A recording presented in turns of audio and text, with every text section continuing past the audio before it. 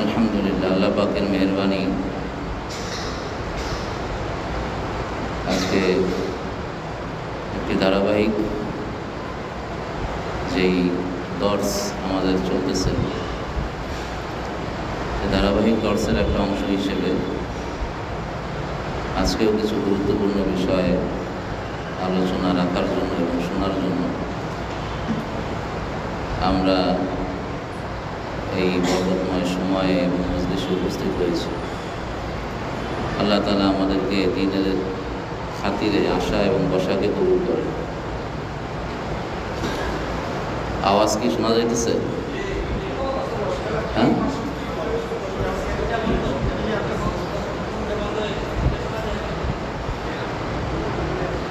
এই যে মাইকে যে ছাত্ররা আছে নিচে, একজনকে আসতে বলো তো, শুধু এই ফ্লোরেরটা দিতে পারে কিনা জানো?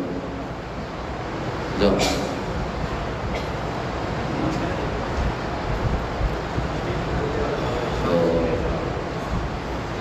একটু সবর করি আমরা, ইনশাআল্লাহ ব্যবস্থা হয়ে যাবে।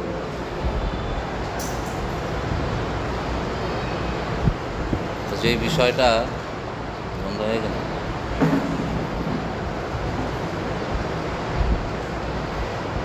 যে বিষয়টা আমাদেরকে আলোচনার জন্য আজকে বলা হয়েছে, সেটা হলো যে একজন মুসলমান হিসেবে, একজন মুমিন হিসেবে দ্বীনের উপরে চলার জন্য, শরীয়তের আহকাম পালন করার জন্য কোন কোন বিষয়ের ইলম আমাকে হাসিল করতে হবে, কিভাবে হাসিল করতে হবে, এই বিষয়টা আলোচনা। এবং তার মধ্যে একটা গুরুত্বপূর্ণ অংশ হলো ইবাদত। তো এই ইবাদতের আল্লাহ তাআলার কাছে কিভাবে কবুল হবে এবং সেই ইবাদতের জন্য কি কি শর্ত এবং সেই শারায়েতগুলো কিভাবে আমরা হাসিল করব, সেই বিষয়ে কিঞ্চিত আলোচনা আল্লাহ তাআলা তৌফিক দান করেন। তো সূরা ফুরকানের যে আয়াতটি আমি তেলাওয়াত করেছি, 63 নম্বর আয়াত, এই 63 নম্বর আয়াত থেকে নিয়ে প্রায় সূরা শেষ পর্যন্ত 74 নম্বর আয়াত পর্যন্ত আল্লাহ তাআলা মুমিন বান্দার কিছু গুণাবলী বয়ান করেছেন। যে একজন ঈমানদারের কি কি গুণাবলী হওয়া উচিত, আল্লাহ তাআলা তার বান্দার মাঝে কি কি সিফাত এবং গুণ দেখতে চান, সেই গুণাবলীর একটা লিস্ট আল্লাহ তাআলা এই আয়াতগুলোর মধ্যে বয়ান করেছেন।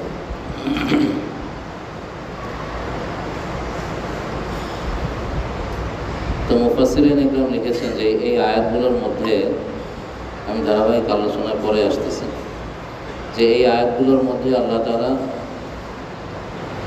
5 ধরনের বিষয়ে আলোচনা করেছেন। মৌলিক 5টি সিফাত এবং গুণের কথা আলোচনা করেছেন, যে একজন মুমিন বান্দার মধ্যে এই গুণাবলী থাকতে হবে।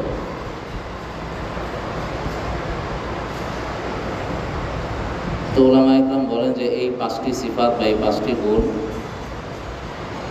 এগুলোর ইলম হাসিল করা প্রত্যেক মুমিন বান্দার জন্য ফরজ, যেটা নবীজি সাল্লাল্লাহু আলাইহি ওয়াসাল্লাম হাদিসের মধ্যে বলেছেন যে প্রত্যেক মুসলমানের জন্য ইলম হাসিল করা ফরজ। সেই ইলম এই 5 ধরনের ইলম। একটা হলো আকায়েদ, ঈমান আকীদার ইলম, শিরিক মুক্ত ঈমানের ইলম, কোনটা শিরিক কোনটা ঈমান, কোনটা ঈমানের সাথে সাংঘর্ষিক, আকায়েদ। 2 নম্বরে ইবাদত, নামাজ, রোজা, হজ, যাকাত, আরও যত ইবাদত আছে। 3 নম্বর মুআমালাত, কামাই রোজগার, হালাল উপার্জন। 4 নম্বর মুআশারাত, বান্দার হক, পিতামাতার হক, সন্তানের হক, প্রতিবেশীর হক, বন্ধু বান্ধবের হক, উস্তাদের হক, হুকুকুল ইবাদ।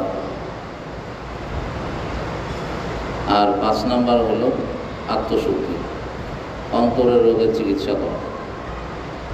যে সমস্ত রোগের কারণে মানুষের আমলের সওয়াব নষ্ট হয়ে যায়, লোক দেখানো, লৌকিকতা, নামাজ পড়তেছে না, মানুষকে দেখানোর জন্য করতেছে, সওয়াব নষ্ট হয়ে যায়। অহংকার করতেছে, তো তার আমলের সওয়াব নষ্ট হয়ে যায়।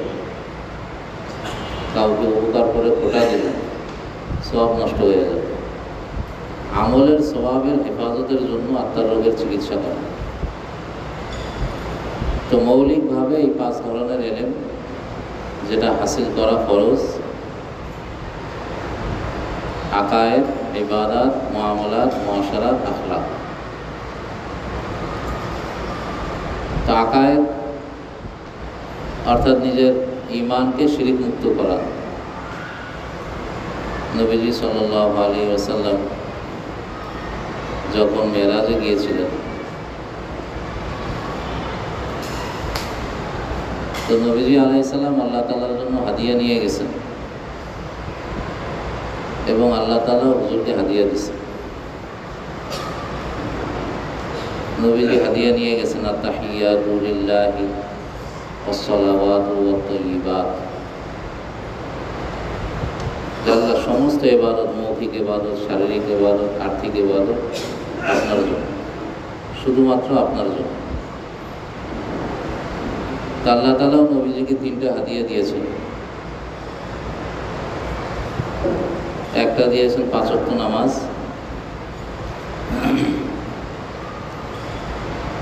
আর 2 নম্বর হাদিয়া দিয়েছেন সূরা বাকারার শেষ আয়াত, শেষ 2 আয়াত। আর 3 নম্বর হাদিয়া দিয়েছেন শিরিক মুক্ত ঈমান। সূরা বাকারার শেষ 2 আয়াতের ব্যাপারে হাদিসের মধ্যে আল্লাহ রাসূল বলেছেন, যে ব্যক্তি শোয়ার আগে এই আয়াতগুলো পড়ে ঘুমাবে, কাফাতাহু, এই 2 আয়াত তার জন্য যথেষ্ট হয়ে যাবে। সারা রাত আল্লাহ তাআলা তাকে এই আয়াতের বরকতে হেফাজত করবেন, সব ধরনের শুরুর ও ফিতান থেকে হেফাজত করবেন। আর নামাজের ফজাইল তো আমাদের জানাই আছে। আর যে বিষয়টা আমার বলা উদ্দেশ্য সেটা হলো শিরিক মুক্ত ঈমান। আল্লাহ তাআলা নবীজিকে হাদিয়া দিয়ে বলে দিলেন যে যেই ব্যক্তি আমার কাছে শিরিক মুক্ত ঈমান নিয়ে আসবে, আমি আল্লাহ তাআলা নিজ দায়িত্বে তাকে জান্নাতে প্রবেশ করাবো। আল্লাহ রসুলের সাথে আল্লাহ তাআলা ওয়াদা করলেন যে এটা আপনার জন্য হাদিয়া, আপনার উম্মতের জন্য হাদিয়া। তো নিজের ঈমানকে শিরিক মুক্ত রাখা, এখন কি আওয়াজ শোনা যাইতেছে পরিষ্কার? নিজের ঈমানকে শিরিক মুক্ত করা। চারিদিকে বিভিন্ন ধরনের বাতিল ফিরকার দাওয়াত, সবগুলা শিরোনাম লেভেল ইসলামিক লেভেল। ব্যাংকের নামের পাশেও ইসলামী ব্যাংক। তো ফিতনার নামের পাশেও ইসলামী ফিতনা, যার কারণে কোনটা হক কোনটা বাতিল এটা আলাদা করা খুব মুশকিল। কখনো ফিতনা আসে নবীজি সাল্লাল্লাহু আলাইহি ওয়াসাল্লামের নবুয়ত নিয়ে, কখনো ফিতনা আসে ইসলামের কোনো অকাট্য বিধান নিয়ে, কখনো ফিতনা আসে কোরআনের কোনো আয়াতের বিরুদ্ধে, কখনো ফিতনা আসে হাদিসকে নিয়ে। নানান ধরনের ফিতনা। ইমানকে নষ্ট করে দেয়। তো আল্লাহ তাআলার ব্যাপারে নিজের ঈমান, নবীজির ব্যাপারে ঈমান, সাহাবা ইকরামের ব্যাপারে ঈমান পরিষ্কার রাখতে হবে, অথবা আমার ঈমান স্বচ্ছ থাকবে না। নবীজি সাল্লাল্লাহু আলাইহি ওয়াসাল্লামের ব্যাপারে একটা অকাট্য আকীদা হলো যে তিনি শেষ নবী ছিলেন। কি নবী ছিলেন? শেষ। শেষের অর্থ তারপরে আর কেউ আসবে না, তারপরে আর কেউ আসবে না। এখন কেউ নবুয়ত দাবি করলো, আর আমি যদি জিজ্ঞেস করি যে তুমি যে নবী, তোমার দলিল কি? দলিল কি? এই প্রশ্ন করা কি জায়েজ আছে? বিনা দলিলে সে কাফের। বিনা দলিলে যে নবুয়তের দাবি করবে সে বিনা দলিলে কি? তার কাছে দলিল জিজ্ঞেস করারই দরকার নেই, কারণ নবুয়তের দরজা কি হয়ে গেছে? বন্ধ হয়ে গেছে। এই প্রশ্ন কখন করা যাইতো? যখন নবুয়ত আসার কি আছে? সম্ভাবনা আছে। সম্ভাবনাই তো নাই, তা আমি কেন তার কাছে জিজ্ঞেস করবো যে তোমার নবুয়তের দলিল? বিনা দলিলে সে বন্ধ। এটা মুসলমানদের অকাট্য আকীদা। সাহাবা ইকরাম রাদিয়াল্লাহু আনহুম, তাদের দ্বারা বিভিন্ন সময় বিভিন্ন গুনাহ হয়ে গেছে। আম্বিয়া আলাইহিস সালাম মাসুম ছিলেন, নিষ্পাপ, তাদের দ্বারা কোনো কি হয় নাই? গুনাহ হয় নাই। কিন্তু সাহাবা ইকরাম মাসুম ছিলেন না, মাহফুজ, মাগফুর। আল্লাহ তাদের গুনাহকে কি করে দিয়েছেন? মাফ করে দিয়েছেন। এখন প্রশ্ন হবে যে সাহাবা ইকরাম নবীজির সোহবতে থেকে তারপরও গুনাহ কেন করলেন? তো এই গুনাহের মধ্যেও কি আছে? আল্লাহ তাআলার হিকমত আছে। যেমন এক সাহাবীর দ্বারা জিনা হয়ে গেছে, তো তিনি আল্লাহ রাসূল সাল্লাল্লাহু আলাইহি ওয়াসাল্লামের কাছে এসে বললেন, ইয়া রাসূলুল্লাহ, আমাকে পবিত্র করেন, আমাকে পবিত্র করেন। নবীজি চেহারা ঘুরাই নিলেন, বললেন যে হয়তো জিনা হয় নাই, জিনা হয়তো হয় নাই, অন্য কিছু হয়েছে। তো এই সাহাবী ঘুরে আবার আর একদিকে গিয়ে বললেন, ইয়া রাসূলুল্লাহ, আমাকে পাক করেন, পবিত্র করেন। এরকম 4 বার নবীজি চেহারা ঘুরাই নিলেন, আর ওই সাহাবী বললেন, ইয়া রাসূলুল্লাহ, আমাকে কি করেন? পবিত্র করেন।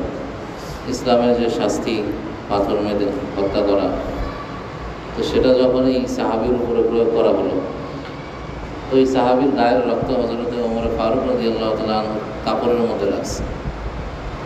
তো তিনি একটু ঘৃণা বোধ করলেন। আল্লাহ রাসূল বললেন যে এই সাহাবী এমন তওবা করছে, যদি পুরা মদিনাবাসীকে ভাগ করে দেয়া হইতো তো আল্লাহ সবাইকে মাফ করে দিতেন। তো আমাদের করণীয় কি? সাহাবা ইকরাম যে গুনাহ করছে সেই গুনার অনুসরণ করা না। আমাদের শিক্ষা এখান থেকে কি? যে এই সাহাবী গুনার পরে আল্লাহর কাছে কিভাবে তওবা করছে, গুনাহের পরে কিভাবে আল্লাহ তাআলার কাছে তওবা করলেন, এই তওবাটা উম্মতকে শেখানোর জন্য এই কাজটা হয়েছে। তো সাহাবা ইকরাম আমাদের অনুসরণীয়, গুনাহের ক্ষেত্রে না, তওবার ক্ষেত্রে। এরকম খুব দুর্লভ 2-4টা ঘটনা ঘটছে উম্মতকে তওবার রাস্তা শেখানোর জন্য। কিন্তু আল্লাহ তাআলা কোরআনের মধ্যে বলে দিয়েছে, ওয়াদাল্লাহুল্লাযীনা আমানু ওয়া আমিলুস সালিহাত মিনহুম মাগফিরাতাও ওয়া আজরান আযীমা। যে আল্লাহ তাআলা তাদের সাথে ওয়াদা করছেন ক্ষমা এবং মহা পুরস্কারের। ক্ষমা এবং মহা পুরস্কারের ওয়াদা আল্লাহ তাআলা করেছেন। তার মানে আল্লাহ তাআলা সাহাবা ইকরামকে ক্ষমাও করে দিয়েছেন এবং তাদের জন্য আখিরাতে যথেষ্ট তো পুরস্কারেরও কী রেখেছেন? ব্যবস্থা রেখেছেন। কাজেই এখন সাহাবা ইকরামের সমালোচনা করা এটা আমাদের জন্য হারাম। এটা আমাদের জন্য কি? তাদের গুনাহের আলোচনা সমালোচনার নিয়তে করা যাবে না, বরং গুনাহের আলোচনা যদি করতেই যেভাবে তওবা করেছেন সেইটা শিক্ষা নেয়ার জন্য আলোচনা করতে হবে। কিন্তু সাহাবা ইকরামের সমালোচনা করা, তাদের কোনো দোষ বের করা, এটা উম্মতকে নবীজি থেকে বিচ্ছিন্ন করার একটা অপকৌশল। উম্মতকে নবীজি থেকে বিচ্ছিন্ন করার একটা অপকৌশল। আমরা যত হাদিস শুনি বলি, এই হাদিসগুলো আমাদের পর্যন্ত কীভাবে পৌঁছেছে? সাহাবা ইকরামের মাধ্যমে। এই সাহাবা ইকরামের সূত্র যদি কেটে দেওয়া হয় তো কোনো হাদিস আর কি থাকবে না, নির্ভরযোগ্য থাকবে। হযরত আবু হুরায়রাকে যদি বলা হয় যে তার এই সমস্যা ছিল, একজন সাহাবী নিয়ে সমালোচনা, তাহলে উনি যত হাজার হাজার হাদিস রিওয়ায়াত করছেন, এই হাদিসের উপর থেকে উম্মতের আস্থা কী হয়ে যাবে? নষ্ট হয়ে যাবে। তো গোড়ার কথা এটা যে সাহাবা ইকরামের সমালোচনা শুধু সমালোচনা না, এটা উম্মতকে নবীজির থেকে বিচ্ছিন্ন করে দেওয়া। তো কাজেই সাহাবা ইকরামের সমালোচনা এটা করা যাবে না, এটা আমাদের ঈমান আকীদাকে নষ্ট করে দেবে। তো বলছিলাম যে নিজের ঈমানকে শিরিক মুক্ত রাখা, সেটা নবীজির ব্যাপারে হোক, আল্লাহ তাআলার ব্যাপারে হোক, সাহাবা ইকরামের ব্যাপারে হোক। আল্লাহ তাআলা ছাড়া কাউকে দেনেওয়ালা বিশ্বাস করা মুখে কিংবা কাজে, সেটা করা যাবে না। আমাদের দেশের মানুষ করে কিনা, মাজারে যায়, বিভিন্ন বাবার কাছে যায়, সে আল্লাহকে আল্লাহ বলে বিশ্বাস করে, কিন্তু এটাও বিশ্বাস করে যে এই পীর সাহেব কী করতে পারে, আমার মুশকিলাত কী করতে পারে, আসান করে দিতে পারে। ঈমান তো নষ্ট হয়ে যাবে। দেনেওয়ালা একমাত্র কে? আল্লাহ। কথায় এবং কাজে এই বিশ্বাসটা রাখতে হবে। দ্বিতীয় বিষয় ছিল ইবাদত। ইবাদতকে সুন্নত তরিকায় করা। ইবাদতের মধ্যে দুইটা জিনিস লাগে, বরং উলামায়ে কেরাম চারটা সিফাতের কথা বলছেন। যে কোনো ইবাদত আল্লাহ তাআলার কাছে কবুল হওয়ার জন্য চারটা জিনিস লাগবে। এক নম্বর হলো আল্লাহ তাআলার কাছে তৌফিক চাওয়া, যে আল্লাহ আপনি আমাকে এই ইবাদতের তৌফিক দান করেন। দুই নম্বর হলো ইখলাস, যে ইবাদতটা শুধুমাত্র কার জন্য হওয়া? আল্লাহর জন্য হওয়া। তিন নম্বর হলো সুন্নত তরিকা, ইবাদতটা নবীজির তরিকা অনুযায়ী হতে হবে। আর চার নম্বর হলো ইবাদত শেষে আল্লাহ তাআলার শুকরিয়া আদায় করা, ইস্তিগফার এবং শুকরিয়া ইবাদতের শেষে, যে আল্লাহ যেভাবে করার দরকার ছিল করতে পারি নাই, আপনি মাফ করে দেন, আর যতটুকু করার তৌফিক দিয়েছেন এর জন্য আমি আপনার কাছে কি আদায় করি? শুকরিয়া আদায় করি। তো তৌফিকের জন্য দোয়া করা, ইখলাস, ইত্তেবায়ে সুন্নত এবং আদায়ে শুকর, এই চারটা সিফাত, এটা ইবাদত কবুল হওয়ার জন্য শর্ত।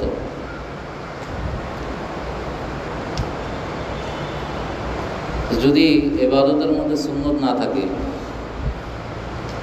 কিংবা ইখলাস না থাকে, তো ওই ইবাদত আল্লাহ তাআলার কাছে কবুল হবে না।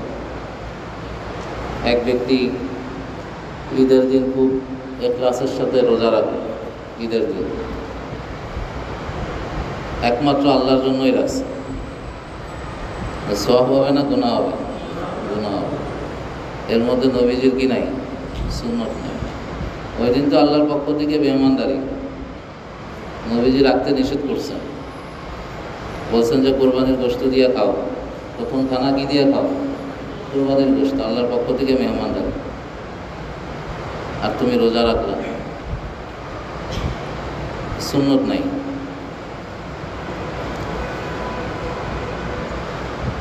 ঠিক তেমনি সুন্নত আছে কিন্তু ইখলাস নাই। একজন নামাজের সমস্ত ফরজ, ওয়াজিবাত, সুন্নত দিয়ে নামাজ পড়তেছে, কিন্তু তার নিয়ত হলো মানুষকে দেখানো, নিয়ত হলো মানুষকে দেখানো, মানুষ যাতে তাকে নামাজি বলে। হজ করতেছে, সুন্নত তরিকায় করলো, কিন্তু তার নিয়ত হলো মানুষ যাতে তাকে হাজি বলে, তার দোকানে যাতে কাস্টমার বেশি আসে, হাজি সাহেবের দোকান, দুনিয়াবি উদ্দেশ্য। এই ইবাদতের কোনো প্রতিদান আল্লাহ তাআলা দিবেন। ইখলাসও লাগবে, সুন্নতও লাগবে ইবাদত কবুল হওয়ার জন্য।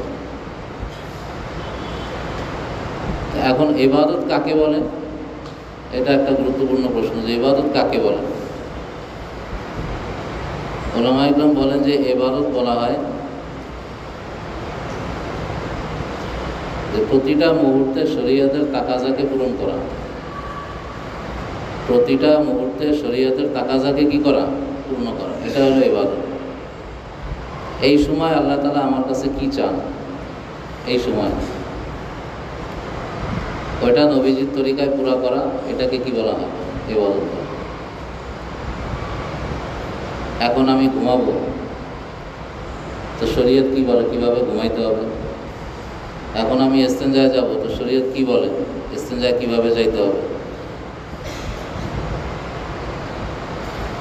তো প্রতিটা মুহূর্তে শরীয়তের যে তাকাজা, সেই তাকাজাকে নবীজির তরিকায় পুরা করার নাম হলো কি, ইবাদত। এই ইবাদত দুই ধরনের। একটা ইবাদত হলো যেটা বেলা ওয়াসিতা, সরাসরি আল্লাহ তাআলার সাথে, আল্লাহ তাআলার সামনে নিজের আজিজি এবং তাজাল্লুল প্রকাশ করা, যেমন নামাজ, রোজা, সরাসরি ইবাদত। আর এক ধরনের ইবাদত হলো সরাসরি ইবাদত না, কিন্তু কিছু শর্ত, কিছু তরিকা যদি পালন করা হয় তো সেগুলাও কি হয়ে যায়, ইবাদত হয়ে যায়।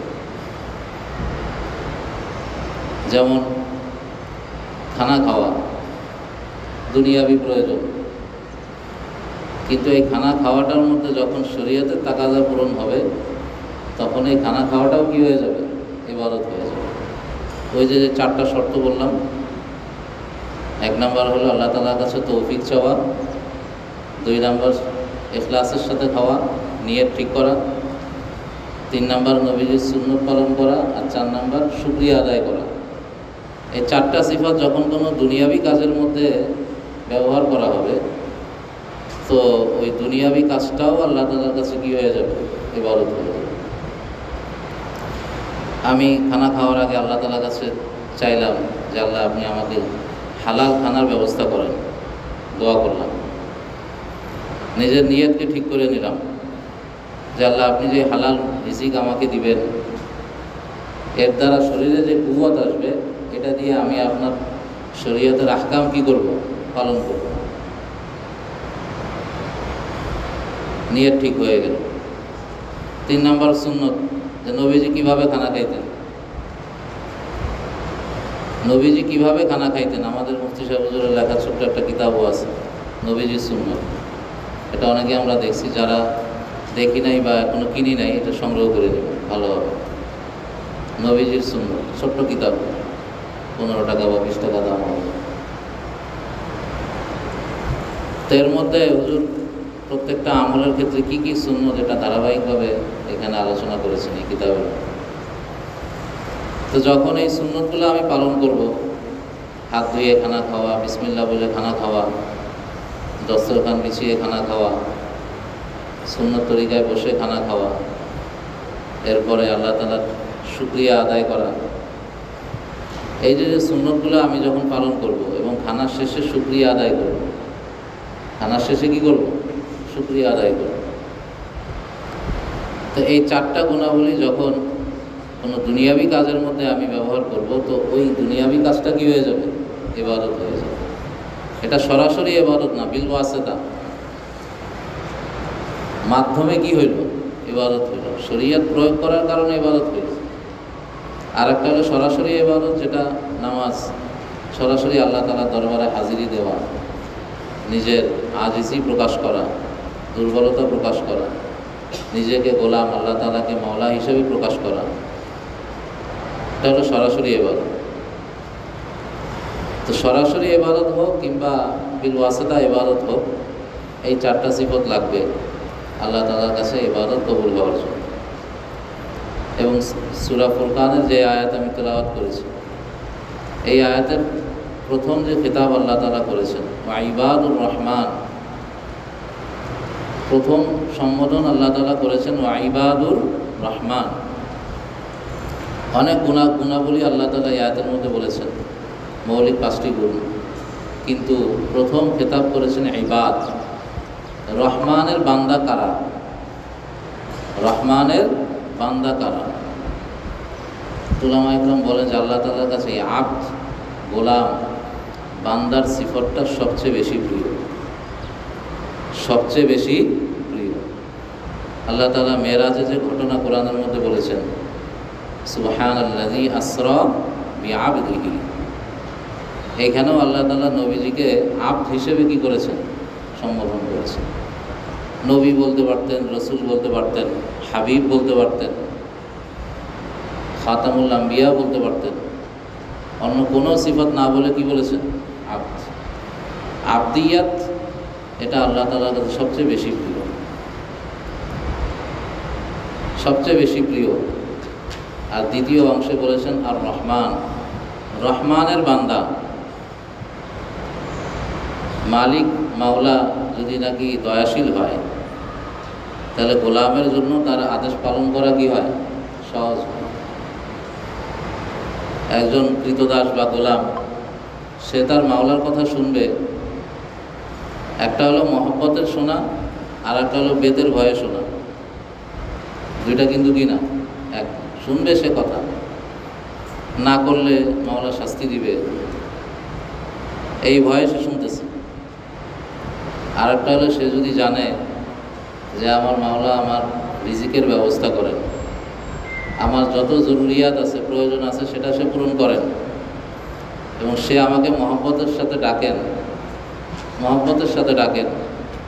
এই অনুভূতি যখন এই বান্দার মধ্যে তৈরি হবে, তখন তার আনুগত্য শুধু দায়িত্বের মধ্যে সীমাবদ্ধ থাকবে না, দায়িত্বের বাহিরেও সে এমনও কাজ করতে চাবে যেটার দ্বারা মাওলা কী হবে? খুশি হবে। তখন তার জন্য ফরজের বাহিরেও নওয়াফেল আদায় করা কী হয়ে যাবে? সহজ হয়ে যাবে। ফরজে সীমাবদ্ধ থাকবে না। যখন সে রহমানের অনুভূতি তার মধ্যে জাগ্রত হবে, তখন সে চিন্তা করবে কোন কাজ করলে আমার মাওলা কী হবে? খুশি হবে। তার এত নেয়ামত আমার উপরে, এত ইহসান আমার উপরে, এত দয়া আমার উপরে, তো কোন কাজ করলে তিনি খুশি হবেন সেটা খুঁজতে থাকবে। এটাকেই ইবাদত বলে, এটাকেই কি বলে? ইবাদত। তখন সে ফারায়েজের পাশাপাশি নওয়াফেল আদায় করবে, নওয়াফেলের পাশাপাশি দৈনন্দিন যেই কাজ, সেগুলাও চিন্তা করবে যে আমি কোন পোশাক পরলে আমার মাওলা খুশি হবে, আমি কোন ব্যবসা করলে আমার মাওলা খুশি হবে, আমি কার সাথে চললে আমার মাওলা খুশি হবে, কিভাবে বললে আমার মাওলা খুশি হবে, এটা চিন্তা করতে থাকবে। এটাই হলো ইবাদত। ফারায়েজের পাশাপাশি নওয়াফেল আদায় করবে, এবং দুনিয়াবি কাজগুলোকেও সে সুন্নত তরিকায় সহি নিয়তে যখন করবে, তখন পুরা জিন্দেগি তার কী হয়ে যাবে? ইবাদত হয়ে যাবে। পুরা জীবনটাই ইবাদত হয়ে যাবে। তো নওয়াফেলের অনেক ফাজাইলের কথা হাদিসের মধ্যে আসছে। এক হাদিসের মধ্যে তো আল্লাহ রসুল বলেছেন, বুখারীর হাদিসে, যে বান্দা ফরজের পাশাপাশি যখন নফল ইবাদত করে, তো করতে করতে এমন স্তরে সে পৌঁছে যায়, আল্লাহ তাআলা বলেন যে হাত্তা উহিব্বাহু, আমি আল্লাহ স্বয়ং তাকে মহব্বত করতে থাকি। একটা স্তর হলো যে সে আল্লাহকে কি করে? মহব্বত করে। বান্দা আল্লাহকে মহব্বত করে। এই চেষ্টা এবং দাবি আর ইচ্ছা তো সবারই আছে, কিন্তু আল্লাহ তাআলা বলতেছেন যে এমন স্তরে সে আসে যে আমি আল্লাহ স্বয়ং তাকে কী করি? মহব্বত করি। অন্য এক হাদিসে আসছে, আল্লাহ আল্লাহ আল্লাহ আল্লাহ আল্লাহ তাআলা বলেন হাদিসে কুদসির মধ্যে, যখন আল্লাহ তাআলা কোনো বান্দাকে মহব্বত করেন, তখন আল্লাহ তাআলা হযরত জিবরিল আলাইহিস সালামের মাধ্যমে দুনিয়াতে ঘোষণা করে দেন মানুষের মাঝে, যে অমুক বান্দাকে আল্লাহ মহব্বত করেন, আমরা ফেরেশতা তারাও মহব্বত করি, তোমরাও তাকে কী করো? মহব্বত করো। এই ঘোষণা মানুষ কানে শোনে না, দিলে শোনে। এই ঘোষণা মানুষ কানে শুনতে পারে না, কি দিয়ে শোনে? দিলে শোনে। যার কারণে আল্লাহওয়ালাদেরকে সবাই মহব্বত করে, চিনুক কিংবা না চিনুক। একজন আল্লাহওয়ালা চেহারা দেখলে তার সাথে একটু মুসাফা করতে মনে চায়, তার কাছ থেকে একটু দোয়া নিতে মনে চায়, চায় কি না? এই মহব্বতটা আল্লাহ তাআলা দিলের মধ্যে কি করে দেন? তৈরি করে দেন। এই হাদিসের দ্বিতীয় অংশে আল্লাহ তাআলা বলেন যে কুনতু সামাহু আল্লাযী ইয়াসমাউ বিহি ওয়া বাসারাহু আল্লাযী ইউবসিরু বিহি ওয়া ইয়াদাহু আল্লাযী ইয়াবতিশু বিহা ওয়া রিজলাহু আল্লাতী ইয়ামশি বিহা। যেই বান্দা নওয়াফিল ইবাদত করতে করতে এমন স্তরে যায় যে আমি স্বয়ং আল্লাহ তার কান হয়ে যাই, যেই কান দিয়ে সে শোনে, আমি তার হাত হয়ে যাই, যেই হাত দিয়ে সে ধরে, আমি তার পা হয়ে যাই, যেই পা দিয়ে সে চলে। অর্থাৎ তার সমস্ত কাজকর্ম আল্লাহ তাআলার রেজামন্দি অনুযায়ী হয়ে যায়। আল্লাহর খুশির বাইরে আর কিছু থাকে না, আল্লাহর ইচ্ছার বাইরে কিছু থাকে না, আল্লাহর আদেশের বাইরে আর কিছু থাকে না। তার পুরা জিন্দেগি সকাল থেকে সন্ধ্যা পর্যন্ত আল্লাহর আদেশের মধ্যে চলে আসে। তো কাজেই এই ইবাদতের ক্ষেত্রে আল্লাহ তাআলার কাছে যাতে কবুল হয়, এই চারটা বিষয় খুব খেয়াল রাখার চেষ্টা করা। সেটা সরাসরি ইবাদতের ক্ষেত্রে হোক, কিংবা দুনিয়াবি কাজকর্মের ক্ষেত্রে হোক, কিংবা নওয়াফিলের ক্ষেত্রে হোক। এখন ইবাদত আল্লাহ তাআলার কাছে কবুল হওয়ার জন্য ইবাদতের সুন্নত তরিকা আমাদের জানতে হবে। ইবাদতের জন্য যে সমস্ত যোগ্যতা থাকা দরকার, সেই যোগ্যতা হাসিল করতে হবে। যেমন আমি নামাজ পড়বো, তো আমার তেলাওয়াতটা কী হইতে হবে? সহি হইতে হবে, তেলাওয়াত সহি হইতে হবে। সেদিন একজন প্রশ্ন করছে আমার কাছে যে এরকম নাকি এক হাদিসে আসছে যে ব্যক্তি ভুল তেলাওয়াত করে, আল্লাহ তাআলা এত দয়াশীল, কেউ যদি কোরআন তেলাওয়াত ভুল করে, গলত করে উচ্চারণ করে, তো আল্লাহ তাআলা ফেরেশতাদের মাধ্যমে ওই তেলাওয়াতকে সহি করে এরপরে সেটাকে কবুল করে দেন। এরকম কোনো হাদিস আছে নাকি? এটা একটা গলত কথা। এটা একটা কি কথা? গলত কথা। এই জন্য যে এটা যদি হাদিসে থাকতো, তো যারা উদাসীন তেলাওয়াত শেখার ব্যাপারে, তাদের উদাসীনতাকে আরও প্রশ্রয় দেওয়া হতো। আরও কি দেওয়া হইতো? প্রশ্রয় দেওয়া হইতো। এটা তো নাই। আছে কি? যে নাকি বয়সের কারণে বা শারীরিক অসুস্থতার কারণে তেলাওয়াত করতে পারে না, কিন্তু সে শেখার কি করতেছে? চেষ্টা করতেছে। আল্লাহ তাআলা তাকে দ্বিগুণ সওয়াব দিবেন। একটা হলো শেখার চেষ্টা করার কারণে, আর একটা হলো তেলাওয়াতের কারণে। আর অপর হাদিসে আসছে যে নাকি ভুল তেলাওয়াত করে, কোরআন তার উপরে লানত করে। কোরআন তার উপরে কি করে? লানত করে। তো শুধু একটা দেখে খুশি হলে তো হবে না। অলসতা করলে, শেখার চেষ্টা না করলে, হাদিসে যে ধমকি আসছে সেটাও তো কি করতে হবে? চিন্তা করতে হবে। তো কাজেই এই নামাজ আমরা আদায় করব, তো নামাজের জন্য নামাজে যে ফরজ, ওয়াজিব, সুন্নত, এগুলো আমাদের জানতে হবে। পাশাপাশি সবচেয়ে জরুরি হলো কোরআন তেলাওয়াতটা যাতে আমি সহি করে করতে পারি, সেই তেলাওয়াতটা আমার কি করতে হবে? শিখতে হবে। নাহলে তো আমার নামাজ সহি হবে না। আমি হজ করতে যাব, তো হজ করার আগে অনেক ভাইদেরকে দেখা যায় হজের সফরে চলে আসছে, কিছুই জানে না কীভাবে তওয়াফ করতে হবে, কীভাবে সাই করতে হবে। আমাদের সাথে এক ভদ্রলোক ছিল, যখন আমরা ফিরতেছি, ফেরার সময় দেখি যে তার বাবরি চুল। তো তাকে জিজ্ঞেস করা হলো যে কী ব্যাপার, আপনি এহরাম থেকে মুক্ত হন, হালাল হন নাই, মাথা মুন্ডন করেন নাই উমরায়? তো সে বলতেছে দরকার নাই, মাথা মুন্ডন করার কি নাই। সে মাথা মুন্ডায়ও নাই, চুল কাটেও নাই, এইভাবেই সে চলে আসছে। এবং তাকে বলা হলো সে কাটবেও না। দেখেন অবস্থা। এইভাবে যদি সে চলে আসে, তার বিবি তার জন্য হালাল হবে? হবে না। সারা জীবন গুনাহ হইতে থাকে। তো শুধু পয়সা খরচ করে গেলে তো হবে না। আমার হজটা যাতে সুন্নত তরিকায় হয়,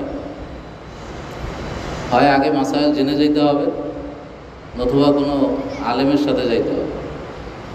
হয় আপনি আগে ট্রেনিং দিয়ে যান, মাসাইল জেনে যান। আর সেটা যদি সময় না হয়, সবচেয়ে উত্তম হলো কোনো আলেমের সোহবতে যান। আমল করার আগে তার পিছে পিছে আমল করেন, যেটা আপনি কীভাবে করেন আমি ওইভাবে করি। এই আমল তো বেশিরভাগ ক্ষেত্রে জীবনে একবার হয়। আমরা বছরে একবার ঈদের নামাজ পড়তে গিয়ে ভুল করে ফেলি, করি কিনা?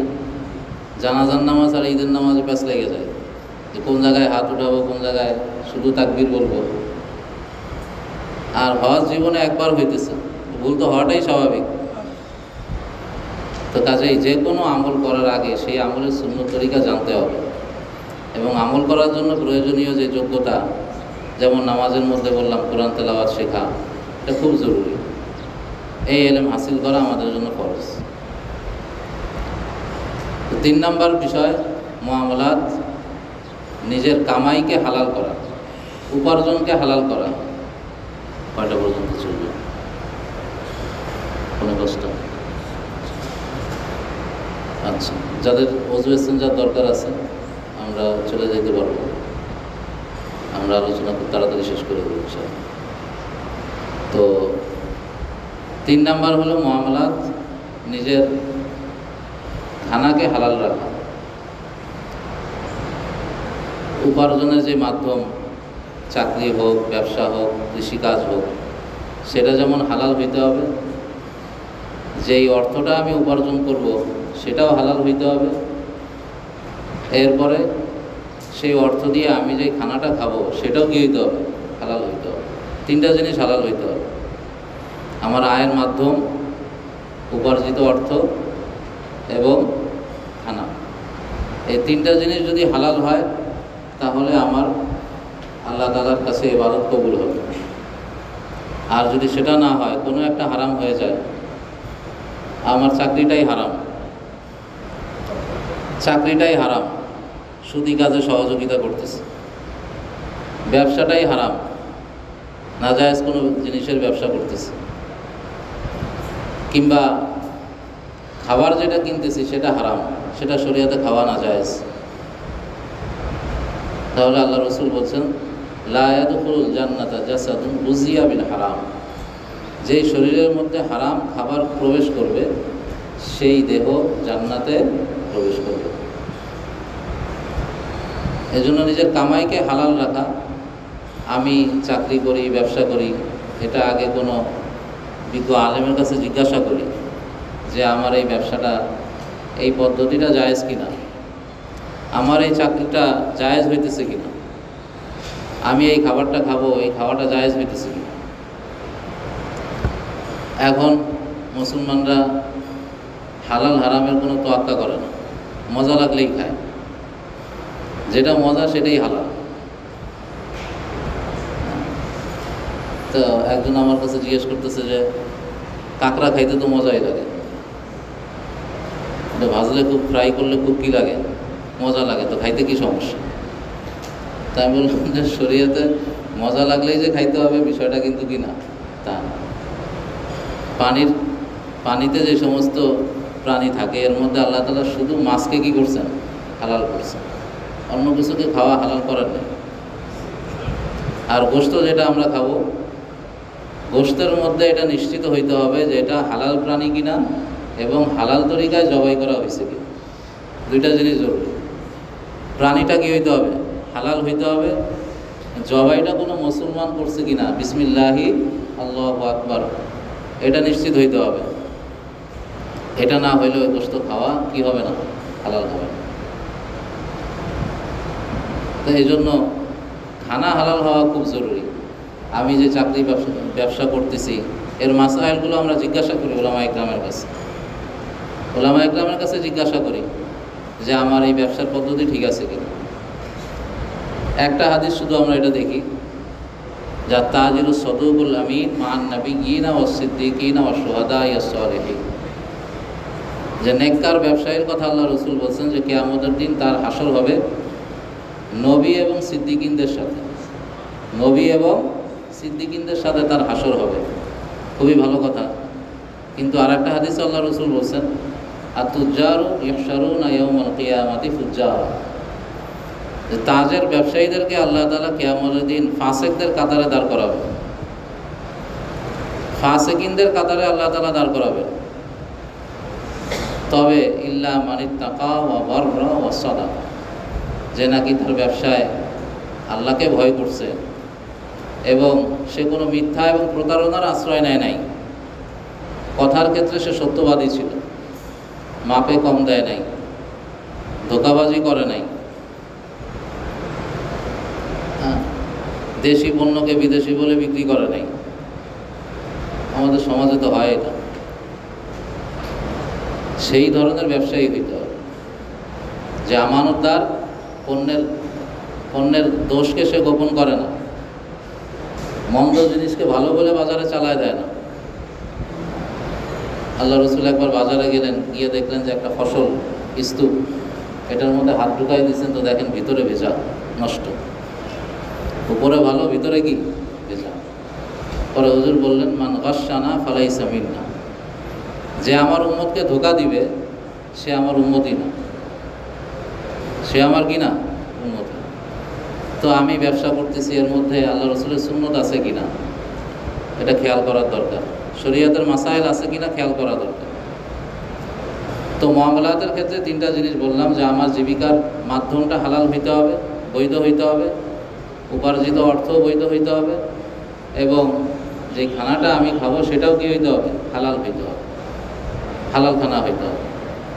4 নাম্বার ইলম যেটা আমাদের হাসিল করতে হবে সেটা হলো মুআশারাত হুকুকুল ইবাদ, বান্দার হক। বান্দার হক, যে আমার কাছে আমার পিতা কিংবা আমার মাতা, আমার সন্তান, আমার প্রতিবেশী, আমার ভাই, আমার বোন, এদের কি হক আছে সেই হকটা আদায় করা। আল্লাহ রসুল এক হাদিসের মধ্যে বলছেন যে আল মুসলিমু মান সালিমাল মুসলিমুনা মিন লিসানিহি ওয়া ইয়াদিহি। মুসলমান কাকে বলে? যার হাত এবং জবান থেকে অন্য মুসলমান নিরাপদ থাকে, সে অন্যের কোনো হক নষ্ট করে না, অন্যকে কষ্ট দেয় না সে অন্যায়ভাবে। আমাদের সমাজে ব্যাপকভাবে যেটা দেখা যায় যে ভাইয়েরা বোনদের কোনো কি দেয় না, হক দেয় না, একটা মহামারী এটা। অথচ আল্লাহ রসুল হাদিসের মধ্যে বলছেন যে ব্যক্তি কোনো ওয়ারিসি সম্পত্তি থেকে মাহরুম করবে, কথা আল্লাহু মিরাসাহু মিনাল জান্নাহ, আল্লাহ তাআলা তাকে জান্নাত থেকে মাহরুম করে দেবেন, জান্নাত থেকে মাহরুম করে দিবেন যদি সে কোনো ওয়ারিসি সম্পত্তি থেকে কি করে, বঞ্চিত করে। তো টাকা পয়সার হক হোক, আচার আচরণের হক হোক, কাউকে কষ্ট না দেয়া, আমার কাছে অন্যের কি হক আছে সেই হকটা আদায় করা, এটাকে বলা হয় মুআশারাত। এখন সেই হকগুলো আমাদের জানতে হবে, না জানলে কিভাবে আমল করব। পিতামাতার 7টা হক, জীবিত অবস্থায় 7টা হক, মৃত্যুর পরে 7টা হক জানতে হবে। সন্তানের হক কি, স্ত্রীর হক কি, স্বামীর হক কি, এটা জানতে হবে। আর সর্বশেষ যে বিষয় ইলম হাসিল করতে হবে সেটাকে বলা হয় আখলাক। সেটাকে কি বলা হয়? আখলাক, অর্থাৎ আত্মশুদ্ধি। প্রত্যেকের আত্মার মধ্যে যেই রোগ আছে, যেই রোগের কারণে মানুষের আমলের সওয়াব নষ্ট হয়ে যায়। এক হাদিসের মধ্যে আল্লাহ রসুল বলেছেন যে কিয়ামতের দিন আল্লাহ তাআলা 3 ব্যক্তির মাধ্যমে জাহান্নামকে উদ্বোধন করবেন।